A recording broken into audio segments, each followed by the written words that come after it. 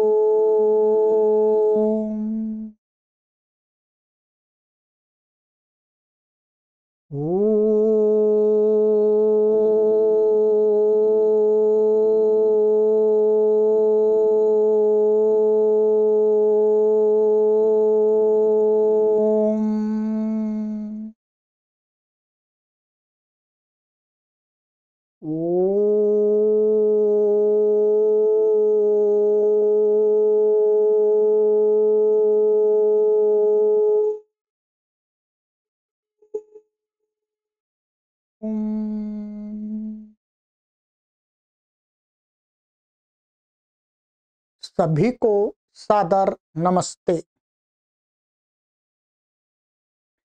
सनातन वैदिक धर्म YouTube channel में आप सभी ज्ञान पिपासुओं का हार्दिक अभिनंदन। आशा है आप सभी अच्छे होंगे और योग दर्शन की इन कक्षाओं से अवश्य कुछ ज्ञान प्राप्त कर रहे होंगे। यदि आपको ऐसा लगता है कि ये कक्षाएं आपके लिए ज्ञानवर्धक हैं,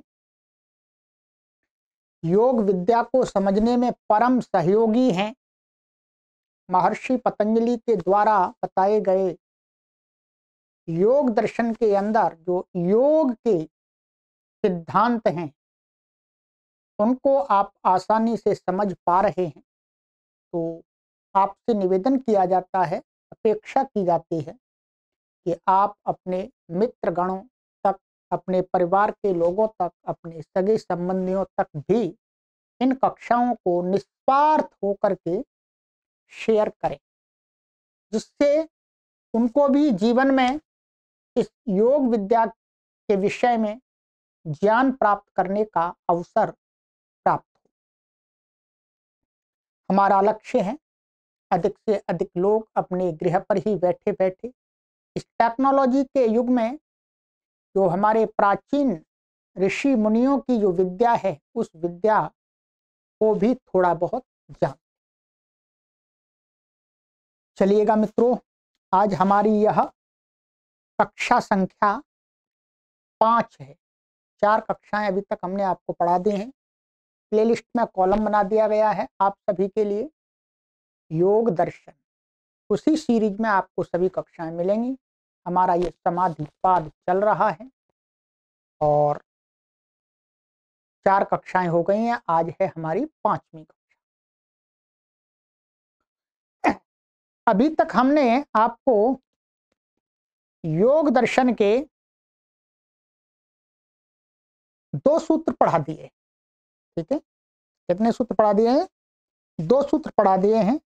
एक सूत्र हमने आपको पढ़ाया था अथ योगानुशासनम और दूसरा सूत्र हमने आपको पढ़ाया था योगश्चित्त वृत्ति निरोध। ठीक है, ये 2 सूत्र आप अपनी कॉपी को ओपन कर लेंगे, कॉपी भी खोल लीजिएगा और पेन को भी ले लीजिएगा। ठीक है, तो मैं आपको वो सूत्र भी ओपन कर देता हूं। वो कौन से सूत्र हमने पढ़े हैं अभी तक।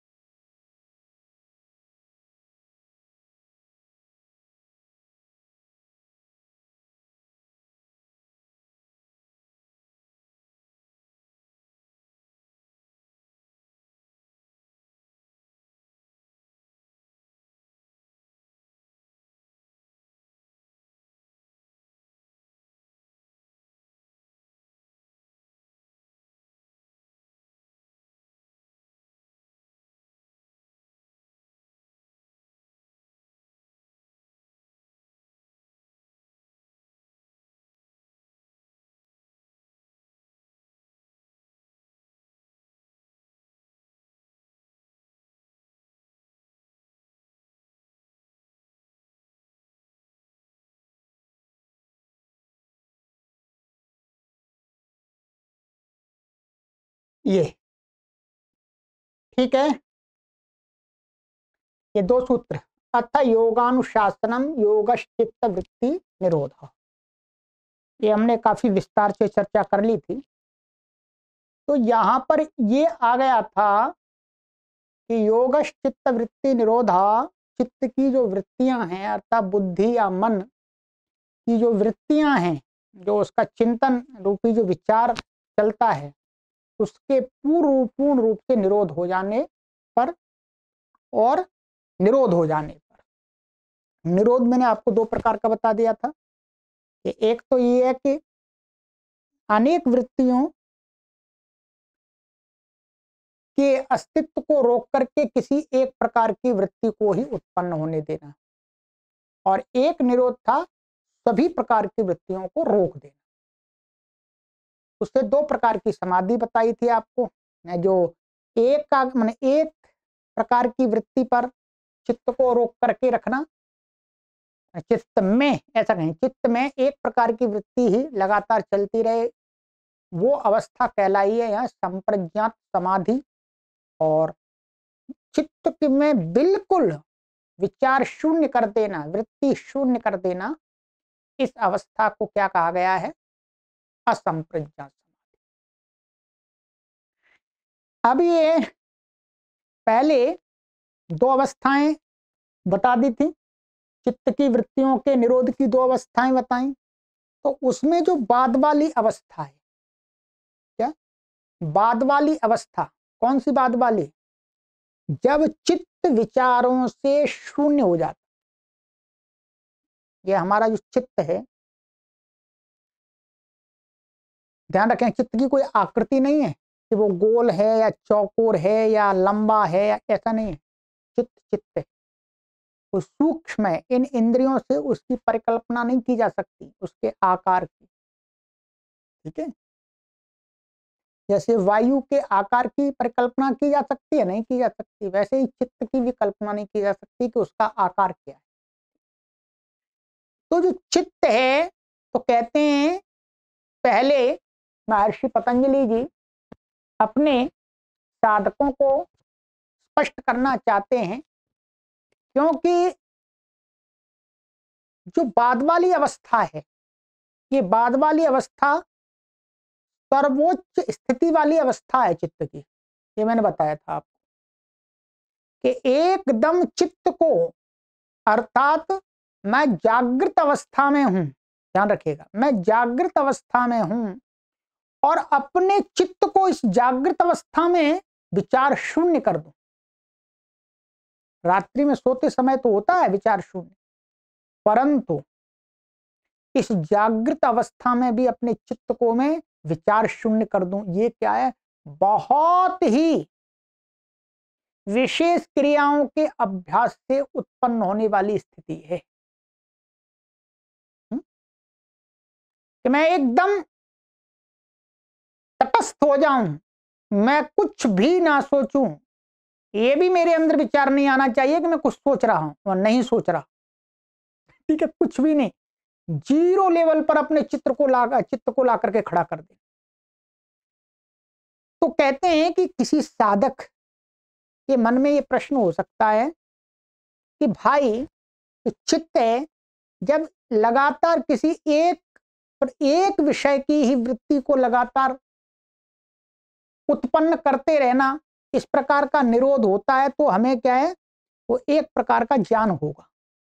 ठीक है, ये तो सामान्य सी बात है। हम यदि एक विषय पर, माने किसी एक वस्तु पर ही अपना ध्यान केंद्रित कर दें, इधर उधर से अपने मन को हटा करके उसी पर लगा दें, तो लगातार वो ही हमें दिखेगा, काला काला ही दिखेगा। मानिएगा जो भी आप जिस विषय पर आप जिस इंद्रिय के माध्यम से लगाएंगे, ठीक है, आंखों से ही नहीं, केवल ध्यान रखेंगे आप त्वच, जो त्वक इंद्रिय मैंने बताई थी आपको, ये शरीर ठंडा है, तो इसका जो अनुभव लगातार, जो अनुभव है वो लगातार वही अनुभव होता रहे और कोई मेरे मन में दूसरा विचार नहीं आए। ये भी है, हमने बताया आपको हमारी ज्ञानेंद्रियां, 5 ज्ञानेंद्रियों से हमको ज्ञान होता है। कौन कौन सी बताई थी आपको? एक रसना बताई थी आपको, एक घ्राण बताई थी, एक चक्षु और एक कर्ण इंद्रिय और एक त्वक इंद्रिय।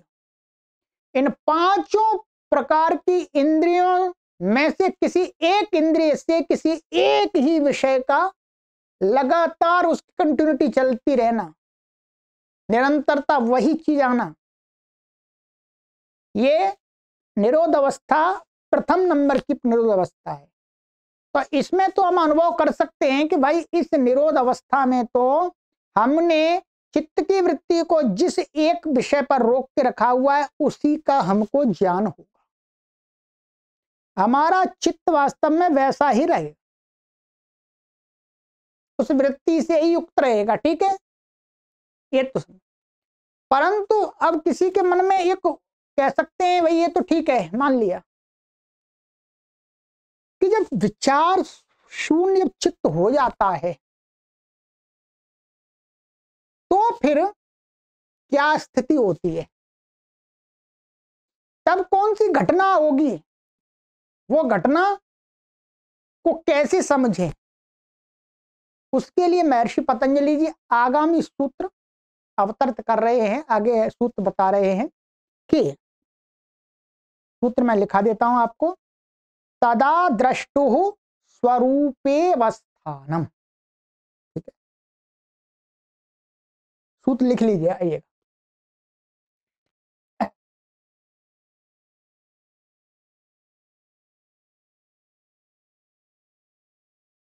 चलिए नया पेज बना देता हूं, मैं एक सूत्र का पेज बना देता हूं, ठीक है, जिसमें मैं सूत्र ही सूत्र लिखता जाऊंगा।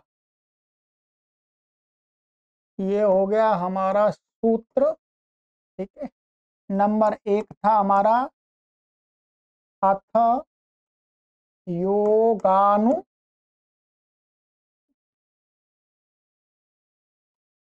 शासनम। ठीक है, दूसरा हमारा हो गया था योगश्चित्त वृत्ति निरोधः।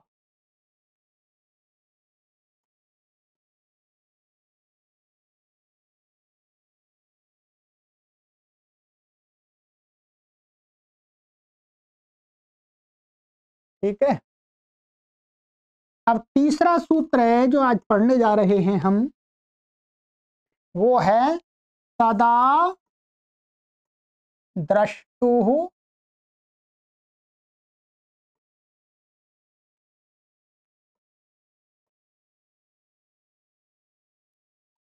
स्वरूपे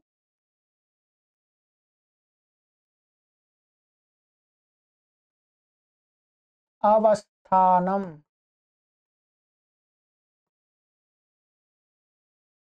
ठीक है, सूत्र को लिखिएगा।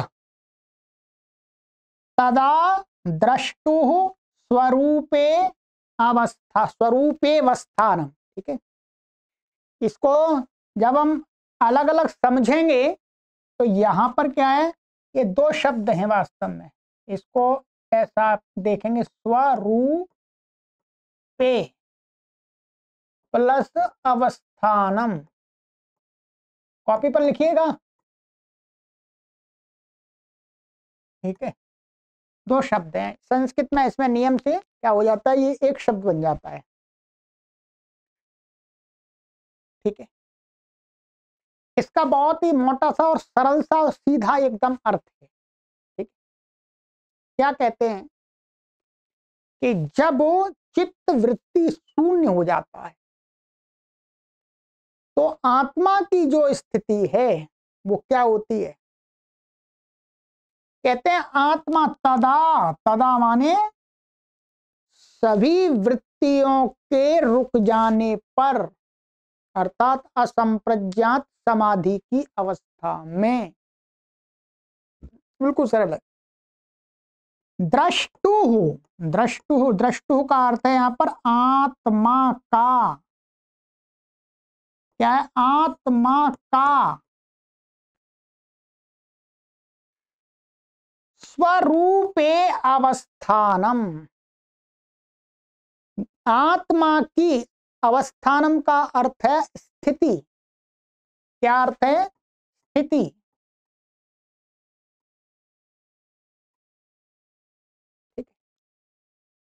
स्वरूप माने अपने रूप में।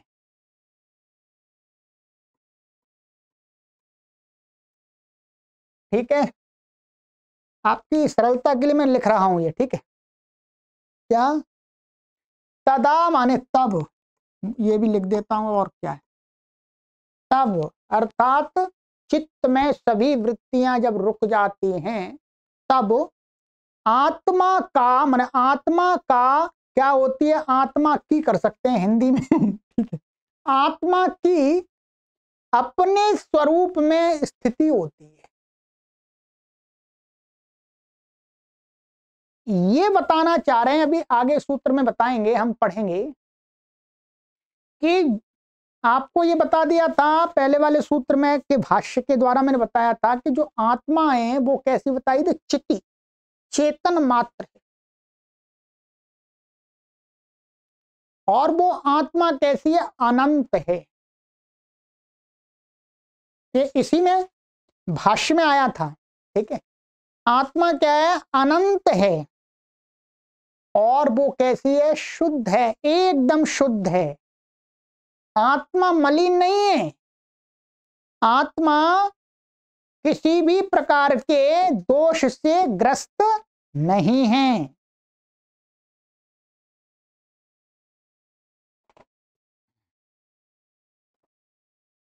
ये मैंने बताया था आपको यहां पर कि चिति शक्ति और आत्मा कैसी है, अपरिणामिनी, अपरिणामी, उसमें परिवर्तन नहीं होता। अब यहां पर हमें समझना है कि हमें तो ये समझाया जाता है कथाओं में, हम यहाँ पर योग दर्शन की बात कर रहे हैं, योग सिद्धांत की बात कर रहे हैं, ठीक है। जो हमें अन्यत्र कुछ बताया जाता है उसको यहां पर एकदम मेल नहीं करेंगे, फिर बात नहीं बनेगी। कि आप कहीं से कुछ सुन करके आ गए और उसको आप यहां से मिलान करने लगे हैं, इसको ही आपने मॉडिफाई कर दिया, नहीं, वहां दूर रखिएगा। आपने जो भी सुना है उसको थोड़ा साइड में रखिएगा, पहले हमें ये देखना है। यहां पर योग चित्त वृत्ति निरोधा का जो कमेंट्री लिखी है महर्षि व्यास जी ने, उन्होंने चित्त को वो आत्मा को क्या बताया, चिति शक्ति, केवल चिति शक्ति माने चेतन मात्र सत्ता है वो। और बताया था उसको कि अपरिणामी, उसमें परिवर्तन नहीं होता। परिवर्तन का मतलब वो अपरिवर्तनशील है। ऐसा नहीं है कि इस मनुष्य के शरीर में आ गई तो मनुष्य का आकार हो गया, कुत्ते के शरीर में आ गई तो कुत्ते का आकार हो गया, पशु के भैंस के शरीर में आ गई तो भैंस का आकार हो गया, गाय के शरीर में आ गई तो गाय का आकार हो गया, चींटी के शरीर में आ गई तो चींटी का आकार हो गया। कुछ संप्रदायों में ऐसी भी मान्यता है, वहां पर उनका मानना ऐसा है कि आत्मा जिस शरीर में जाती है उसी आकार की बन जाती है। परंतु नहीं, योग दर्शनकार महर्षि पतंजलि कहते हैं कि नहीं, आत्मा अपरिणामी है, उसमें कोई भी परिणाम नहीं होता, कोई भी परिवर्तन नहीं होता। उसका जो स्वरूप है वो स्वरूप क्या है, चित्ती शक्ति मान चेतन मात्र है।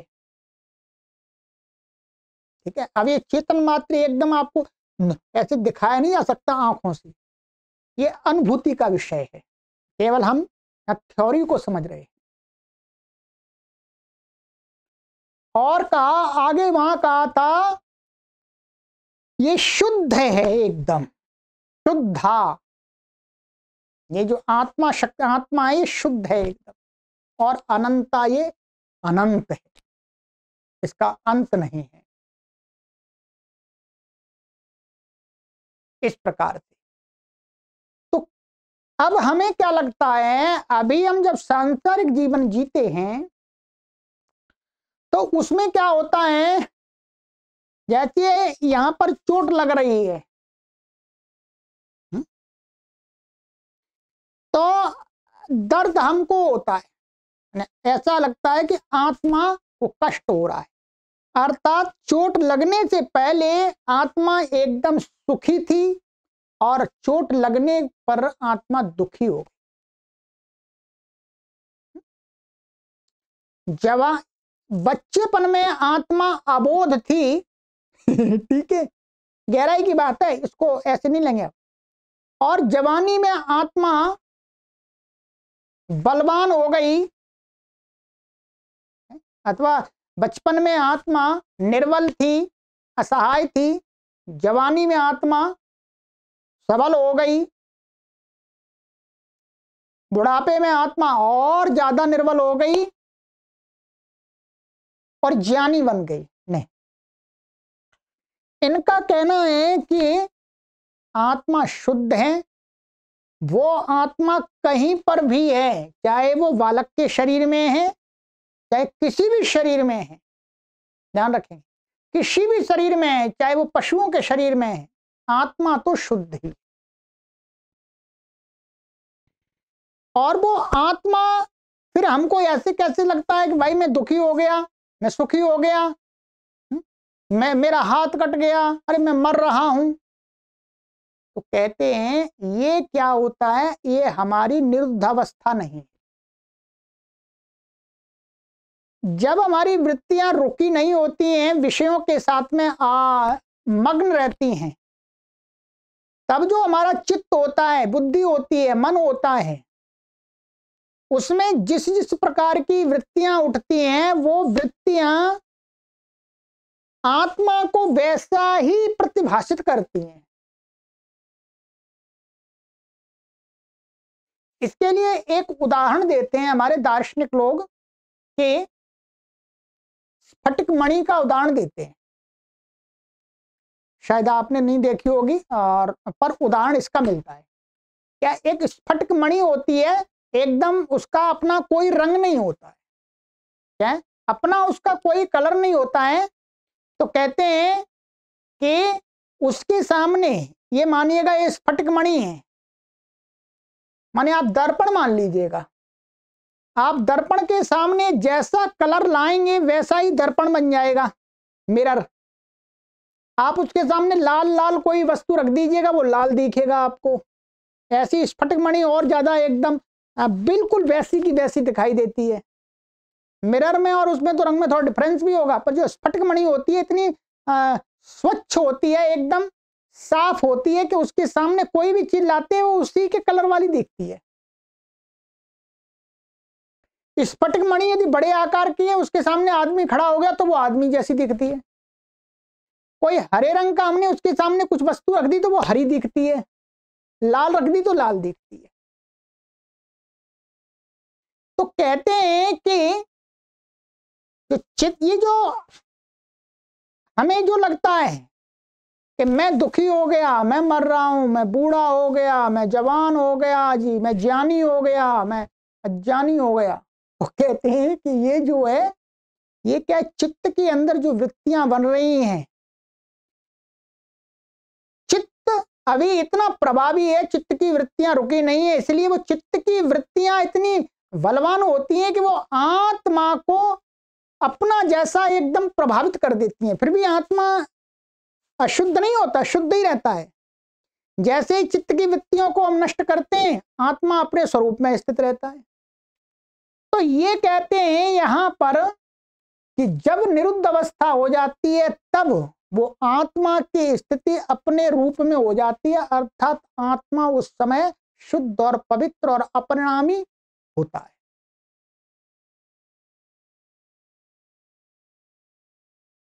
ठीक है, जब चित्त की वृत्तियां, और चित्त की वृत्तियां जब चलती रहती हैं लगातार, तो जैसी चित्त की वृत्तियां होती हैं वैसा ही आत्मा प्रतिभाषित होता है, जैसे स्फटिक मणि के समान। इतना समझ में आ गया होगा। आत्मा को हम स्फटिक मणि मान लेते हैं, और उसके सामने कोई भी जो भी वस्तु विषय आते हैं उनको हम चित्त मान लेते हैं। यहाँ पर तो जिस जिस प्रकार की चित्त में उठने वाली वृत्तियां, वैसा ही आत्मा प्रतिभाषित होता है हमें सांसारिक अवस्था में। ठीक है, उस उच्च अवस्था को जब हम प्राप्त कर लेते हैं तो कहते हैं तब आत्मा की जो स्थिति होती है वो अपनी स्थिति होती है, फिर वो चित्त उसको प्रभावित नहीं करता, चित्त के स्वरूप में वो प्रतिभाषित नहीं होती है। उस समय आत्मा को यह अनुभूति नहीं होती है कि मैं मर रहा हूं, मुझे कष्ट हो रहा है, मैं दुखी हो रहा हूं, नहीं, वो शुद्ध और अपरिणामी रहती है। ठीक है, अब कहते हैं, ध्यान रखिएगा, ये सूत्र हो गया आपका।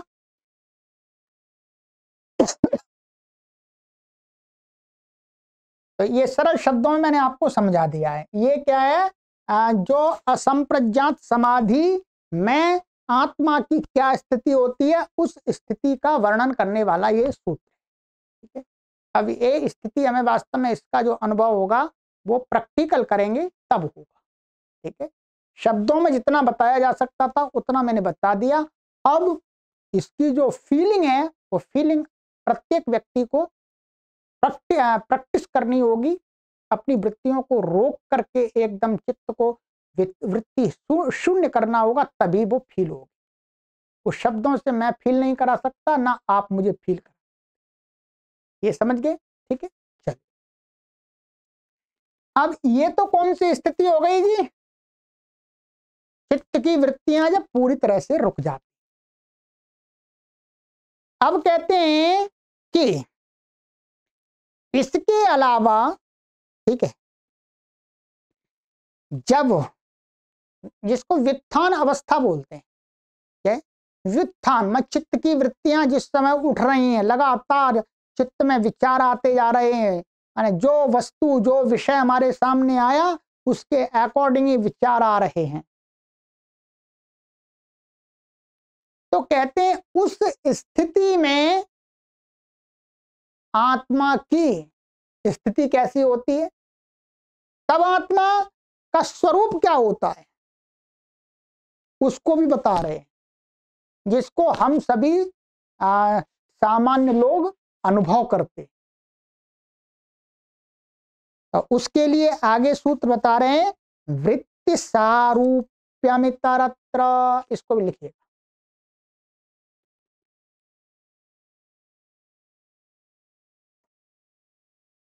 चौथा सूत्र है हमारा, वृत्ति सारूप्य मितरत्र। ठीक है,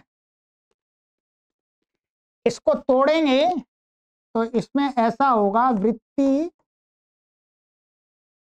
सारूप्यम और दूसरा शब्द है इतरत्र। ठीक है जी, यहां पर इतरत्र का अर्थ है कि समाधि से भिन्न, माने जो असंप्रज्ञात समाधि से भिन्न अवस्था में, असंप्रज्ञात जब चित्त की वृत्तियां बिल्कुल नहीं रुकी हैं अर्थात चल रही हैं, चाहे वो एक प्रकार की चल रही हैं चाहे वो अनेक प्रकार की चित्त की वृत्तियां चल रही हैं, उस अवस्था में, उस अवस्था में कहते हैं जो आत्मा होता है, आत्मा की स्थिति कैसी होती है, वृत्ति सारूप्यम। वृत्ति सारूप्यम का अर्थ है जैसी जैसी चित्त में वृत्तियां आती हैं वो आत्मा भी वैसा ही भाषित होता है। ये मैंने आपको भी बता दिया था पहले।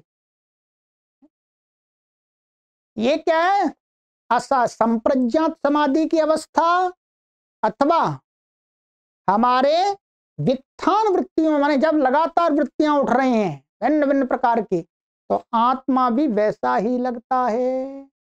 मैं खा रहा हूं, मुझे अच्छा लग रहा है, मुझे मीठा लग रहा है, मैं सुखी हूं, दुखी हूं, ये मुझे कष्ट दे रहा है,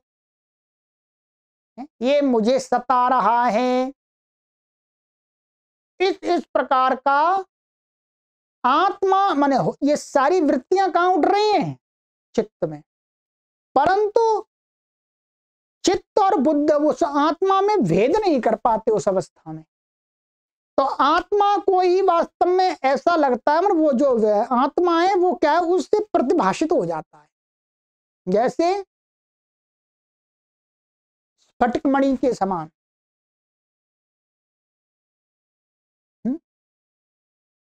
ये हम सभी लोगों की दशा यही है।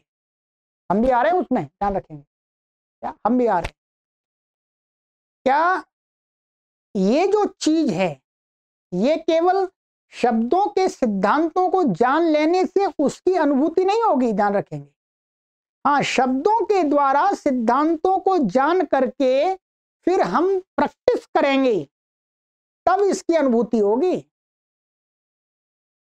ऐसा मत समझ लीजिएगा कि भाई हमने शब्दों के द्वारा सिद्धांतों को जान लिया, महर्षि पतंजलि के सिद्धांतों को, तो फिर हम भी वैसे ही बन गए। नहीं, उसके लिए प्रैक्टिस जरूरी है।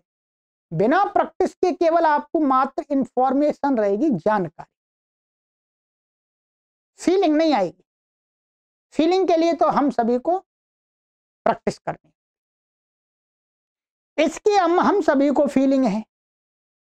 इस सूत्र ने जो स्थिति बताई है कि वृत्त सारूप्यम इतरत्र, के उस निरुद्ध अवस्था से भिन्न अवस्था में, अर्थात चित्त की वृत्तियों के व्युत्थान काल में, जब चित्त की वृत्तियां लगातार उठ रही हैं, उस काल में आत्मा का स्वरूप क्या होता है। कहते हैं आत्मा जैसी जैसी चित्त में वृत्तियां उठती हैं वैसा ही प्रतिभाषित होता है।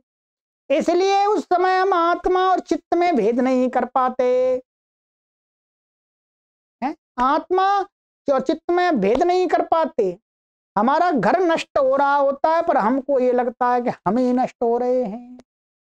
हमारा शरीर का कष्ट पा रहा होता है, शरीर को कोई कुछ करता है तो हमें लगता है हम ही मर रहे हैं, हमें ही काट रहा है कोई। इसके तो असंख्य उदाहरण हैं, इसके तो असंख्य उदाहरण। और ये जो चित्त की वृत्तियां, ध्यान रखेंगे, जो वृत्तियां पर वृत्ति आई, ये कोई इनकी गिनती नहीं है। संसार में जितने पदार्थ हैं, जितने प्रकार के पदार्थ हैं, जितने प्रकार के, एक पेन हो गया, पेन देखा, पेन की वृत्ति बन गई। हमने बैग देखा, बैग की वृत्ति बन गई। बल्ब देखा, बल्ब की वृत्ति बन गई। हाँ, संसार में इस प्रकार से असंख्य पदार्थ हमें उपलब्ध होते हैं, उनकी संख्या नहीं की जा सकती। इसलिए चित्त की वृत्तियां भी असंख्य हैं। क्या है? चित्त की वृत्तियां भी असंख्य हैं। तो कहते हैं कि भाई जब ये चित्त की वृत्तियां आपकी यहां पर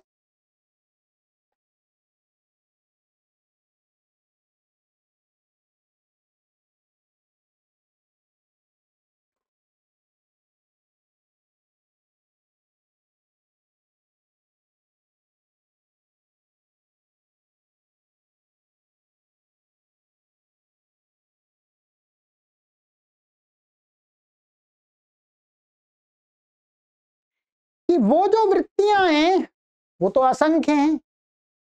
अब यदि कोई व्यक्ति जिनकी संख्या ही मालूम नहीं है तो हम उसको रोक कैसे पाएंगे, ये एक प्रश्न खड़ा होता है।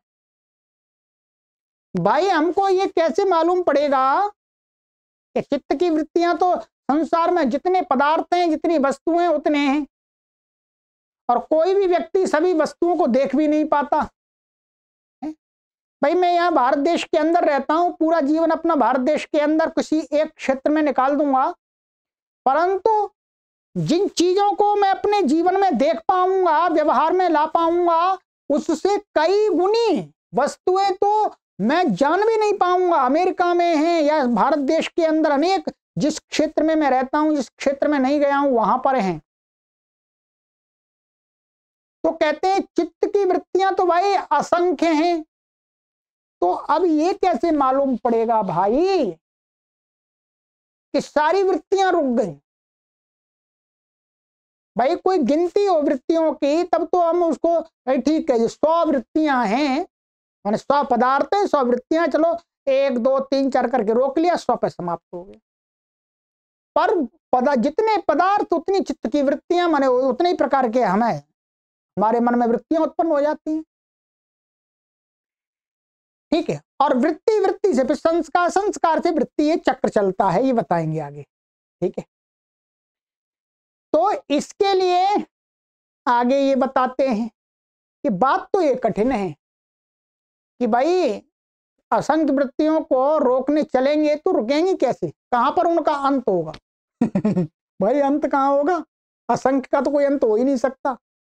आप आकाश में तारे गिन लीजिएगा, अंत नहीं होगा। ठीक है, क्योंकि उतना सामर्थ्य ही नहीं है कि तारों को गिना जा सके। इस जीवन में मानिएगा, मैं किसी एक जगह पर रह रहा हूं, जो मेरे जिस क्षेत्र में रहता हूं वहां पर जो भी वस्तुएं हैं उनसे जो वृत्तियां बनती है, मान लो उनका तो मैंने रोक दिया, परंतु उससे अन्यत्र जो वस्तुएं हैं उनके संबंधी वृत्तियां आगे कभी मैं वहां गया तो वहां बनेंगी, तो वो कैसे, वो रोक ही नहीं मानी जाएगी। तो इसका भी उपाय बताते हैं। तो इसका उपाय क्या करेंगे कि वृत्तियों को कैटेगराइज करेंगे,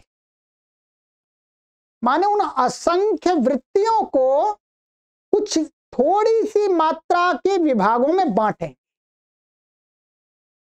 वो उनका वितरण हम देखेंगे अगली कक्षा। ठीक है, तो आज की कक्षा में हमने 2 सूत्र आपको बता दिए। कौन कौन से? एक तो ये बता दिया, तदा द्रष्टुः स्वरूपे अवस्थानम, ठीक है, और वृत्ति सारूप्य मित्रत्व। तो स्वरूप का अर्थ वास्तव में तो सही तो यही है, अपने रूप में। पर यहां पर क्या है, संप्रदाय मतभेद से कुछ लोग इसका अलग अलग अर्थ निकालते हैं, पर हमने तो आपको वही अर्थ बताया सीधा एकदम, जो एकदम जिसको बोलते हैं अभिधा वृत्ति से प्राप्त होता है। क्योंकि इस शब्द का तीनों चारों शब्दों का हमें जो अर्थ अभिधा वृत्ति से मिलता है सीधा, तो फिर हम और दूसरी वृत्तियों के द्वारा अर्थ का बोध क्यों करें? अभिधा ये अर्थ प्राप्ति की वृत्तियां हैं। ठीक है, एक लक्षणा वृत्ति आपने सुना होगा, एक व्यंजना वृत्ति है और एक अभिधा वृत्ति है। अभिधा माने कोई शब्द उसका सीधा एकदम अर्थ प्रकट हो जाना। जैसे पानी, पानी, पानी का अर्थ हो गया वो जल। तो कोई भी शब्द या वाक्य कहें उसका सीधा एकदम अर्थ हमारे मन में चला जाए, वही ये अभिधा। तो वो अभिधा का अर्थ हमने आपको बताया, वही। ठीक है, चलिएगा, तो 4 सूत्रों को मैंने आपको समझा दिया है। ठीक है, ये तो समझ लिया। और भी कोई प्रश्न बनता है आपके मन में तो आप अवश्य कमेंट करके पूछिएगा। बाकी मैं आपको संस्कृत के शब्द भी जितना हो सकता उतना ही बताऊंगा, अधिक तो नहीं बताऊंगा, क्योंकि आप संस्कृत के विद्वान नहीं हैं, इसलिए मैं आपको संस्कृत के उस जंजाल में नहीं फंसाऊंगा। इसमें से जो आपके लिए उपयोगी है वो चीज बताऊंगा। ठीक है, चलिए, तो अब हमारा अगला सूत्र आएगा कि वो निरोध करने योग्य तो बहुत सारी वृत्तियां हैं, बहुत सारे विचार हैं, असंख्य विचार हैं। तो भाई उनका तरीका क्या है? तो उसका तरीका बताएंगे, वृत्तयाः पंचतय्याः क्लिष्टा क्लिष्टा। थोड़े से में कैटेगराइज कर देंगे, फिर आप आराम से उनको रोक सकते हैं। चाहे वो आपने अमेरिका में वो वस्तु देखी है ना देखी है, कोई दिक्कत नहीं। ठीक है, बहुत अच्छा जुगाड़ लेके आए महर्षि पतंजलि जी। चलिए, तो अगली कक्षा में मिलते हैं। सभी को सादर नमस्ते। परमपिता परमेश्वर से आप सभी के उत्तम स्वास्थ्य, सुखमय, मंगलमय जीवन के लिए कामना करते हैं। प्रभु आप सभी को उत्तम स्वास्थ्य, सुखमय, शांतिमय, मंगलमय, आनंदमय जीवन प्रदान करें। ओम।